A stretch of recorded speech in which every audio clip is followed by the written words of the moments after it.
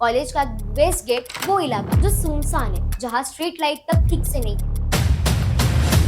उसी जगह कुछ लड़के उन्हें घेर लेते हैं और फिर उस लड़की को घसीटकर झाड़ियों में ले जाया गया। क्या ये सिर्फ डर था या कुछ और? क्या वो लड़का भी इस प्लान में शामिल था? क्या वो दूसरी बार बाहर गई थी? अब इन सब में क्या होता है कि बंगाल की सीएम ममता बनर्जी कहती है रात 12:30 बजे कोई लड़की बाहर क्यों निकली। कॉलेज के स्टूडेंट ने अपोज किया और कहा जस्टिस फॉर अवर फ्रेंड। आज के इस वीडियो में हम पूरा केस स्टेप बाय स्टेप समझेंगे। देखेंगे कि उस रात आखिर क्या हुआ, कौन लोग शामिल थे, पॉलिटिक्स कैसे शामिल हुई। इस केस ने सिर्फ बंगाल की लॉ एंड ऑर्डर पर सवाल खड़े किए, बल्कि ये भी दिखाया कि कैसे सिस्टम आज भी वुमेन सेफ्टी से ज्यादा इमेज की चिंता करता है। कोलकाता के बाद अब दुर्गापुर वेस्ट बंगाल में एक और भयंकर गैंग रेप की घटना सामने है। लेकिन ये सिर्फ एक क्राइम स्टोरी नहीं, कैसे इस केस में पॉलिटिक्स, एडमिनिस्ट्रेशन और मीडिया शामिल और क्या अपोजिशन और गवर्नमेंट एक दूसरे पर ब्लेम करने लगे। देखिए, कोलकाता के अंदर वेस्ट बंगाल में दुर्गापुर नाम का एक शहर है। यही पर है IQ city medical college and hospital, जहां देश भर के स्टूडेंट डॉक्टर बनने के सपने लेकर आते हैं। और उसी कॉलेज में ओडिशा की रहने वाली एक 23 साल की लड़की थी जो एमबीबीएस के सेकेंड ईयर की स्टूडेंट। अब होता क्या है कि 10 अक्टूबर की रात करीब 8:30 बजे वो अपने क्लासमेट वसीफ अली के साथ डिनर के लिए बाहर गई। कॉलेज का वेस्ट गेट वो इलाका जो सुनसान है, जहाँ स्ट्रीट लाइट तक ठीक से नहीं थी। उसी जगह कुछ लड़के उन्हें घेर लेते हैं और फिर उनसे उनका फोन छीना गया। पैसों की मांग हुई और फिर उस लड़की को घसीटकर झाड़ियों में ले जाया गया और उस पर गैंग रेप की। लेकिन वो लड़का जो उसका दोस्त था वो वहाँ से भाग जाता। जब उससे पूछा गया कि वो कहाँ था तो उसने कहा जान बचाने के लिए मैं उधर से भाग गया। लेकिन जब वापस लौटा लड़की इंजर्ड हालत में, वो उसे हॉस्पिटल लेकर गया और फिर पुलिस केस होती, सब कुछ चेक किया जाता। जिसके बाद पुलिस सबसे पहले 3 लोकल एक्यूज को पकड़ती, जिसमें से पहला नाम था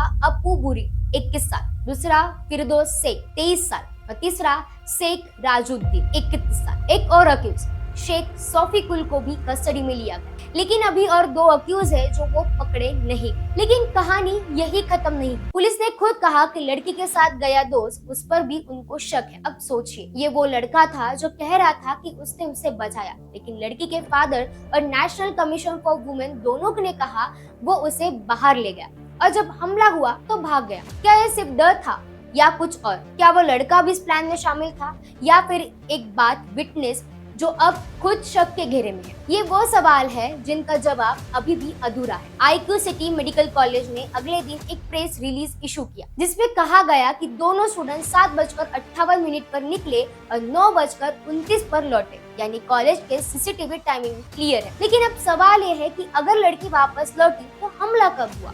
क्या वो दूसरी बार बाहर गई थी और हॉस्पिटल के देर रात ही क्यों जानकारी दी गई? इन सवालों का जवाब कॉलेज ने नहीं दिया। स्टूडेंट्स के एलिगेशंस है कि कॉलेज एडमिनिस्ट्रेशन ने सिक्योरिटी को लेकर पहले भी कंप्लेंट सुनी, लेकिन कोई एक्शन नहीं लिया गया और अब जब घटना हो गई तो सबकी जुबान बंद है। अब इन सब में क्या होता है कि बंगाल के सीएम ममता बनर्जी कहती है ये घटना प्राइवेट कॉलेज की है, कॉलेज को अपने स्टूडेंट की सुरक्षा करनी चाहिए। रात 12:30 बजे कोई लड़की बाहर क्यों निकली? और बस इस स्टेटमेंट के बाद पूरा इंसिडेंट ही चेंज हो गया, क्योंकि लोगों ने कहा आप क्रिमिनल्स को नहीं विक्टिम्स को ही दोष दे रहे हैं। सोशल मीडिया पर #विक्टिम ब्लेमिंग का ट्रेंड लगा, लेकिन ममता का पक्ष था मेरी बातों को तोड़ा मरोड़ा जा रहा है, मैंने कहा था सावधान रहे, ये किसकी गलती नहीं है। अब सवाल ये उठता है क्या ये स्टेटमेंट एडमिनिस्ट्रेशन की चिंता दिखाता है या सिस्टम की पुरानी मेंटालिटी? जहाँ लड़कियां बाहर गई तो वो गलती ठहरी। दूसरी तरफ ओडिशा के सीएम मोहन चरण मांझी ने कहा ये घटना शर्मनाक है, हम वेस्ट बंगाल गवर्नमेंट से स्ट्रिक्ट एक्शन की मांग करते हैं। लड़की के पिता ने मीडिया से कहा मेरी बेटी चल नहीं पा रही, वो दर्द में है, अब हम उसे वापस ओडिशा ले जा रहे हैं। उनकी आवाज में सिर्फ दर्द नहीं था बल्कि सिस्टम से टूटा भरोसा भी था। दुर्गापुर मेडिकल कॉलेज के स्टूडेंट ने अपोज किया और कहा जस्टिस फॉर अवर फ्रेंड। उन्होंने कहा हमने पहले भी कंप्लेंट की थी कि बाहर के लोग परेशान करते हैं, लेकिन किसी ने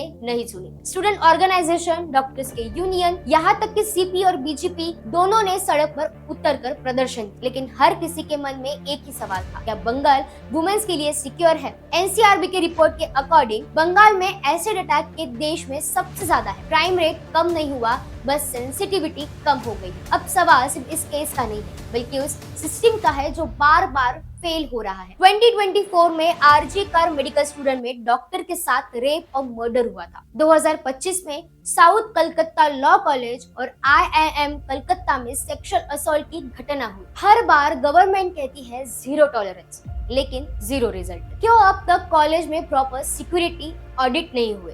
क्यों हॉस्पिटल में पैनिक बटन्स, फीमेल गार्ड्स या सीसीटीवी कवरेज नहीं है? क्यों हर केस के बाद लड़की से पूछा जाता है तुम बाहर क्यों गए, ना कि ये क्रिमिनल्स बाहर क्यों? इस केस ने दो चीजें साफ कर दी। हमारे समाज में विक्टिम ब्लेमिंग आज भी जिंदा है। हमारे इंस्ट्रक्शन में अकाउंटेबिलिटी गायब है। एक लड़की जो डॉक्टर बनकर लोगों को ठीक करना चाहती है, अब खुद हीलिंग के लिए आईसीयू में। उसके पिता जो बेटी पर गर्व करते थे, अब डर में जी रहे। ये सिर्फ बंगाल या ओडिशा की कहानी नहीं, ये पूरे देश की कहानी है। लॉ, पॉलिटिक्स, स्टेटमेंट्स सब अपनी जगह है, लेकिन जस्टिस तभी होगा जब समाज अपना नजरिया बदलेगा। क्योंकि जब भी कोई लड़की बाहर जाती है तो वो सिर्फ अपने सपने पूरे करने नहीं, हमारे समाज की सोच को भी चैलेंज देने जाती है। Justice is not about punishment, is about prevention. आपको इसके बारे में क्या लगता है, हमें कमेंट में जरूर बताएं और ऐसे इंटरेस्टिंग टॉपिक के लिए हमारे चैनल को अभी सब्सक्राइब